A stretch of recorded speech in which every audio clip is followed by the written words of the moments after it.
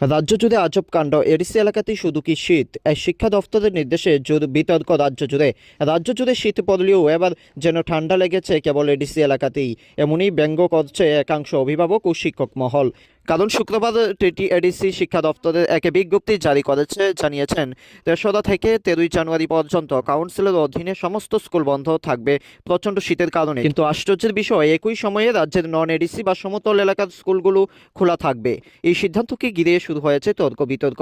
অনেকে প্রশ্ন তুলছেন, যদি শীতের কারণে ক্লাস বন্ধ রাখার সিদ্ধান্ত হয়, তবে একই আবহাওয়া এডিসি আর নন এডিসি অঞ্চলের জন্য আলাদা নিয়ম কেন?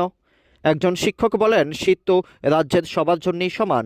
ছাত্রছাত্রীদের শিক্ষার বা স্বাস্থ্যের কথা মাথায় রেখে পুরো রাজ্যে স্কুল বন্ধ রাখলে যুক্তিযুক্ত হতো। শুধু এডিসি এলাকায় বন্ধ রাখা কিছুটা অসংগত সিদ্ধান্ত। অন্যদিকে এডিসি শিক্ষা দপ্তর সূত্রে জানা গেছে, পাহাড়ি অঞ্চলে সকাল ও রাত তাপমাত্রা উল্লেখযোগ্যভাবে যেমন নেমেছে, ফলে শিশুদের স্বাস্থ্য ঝুঁকি বেড়েছে।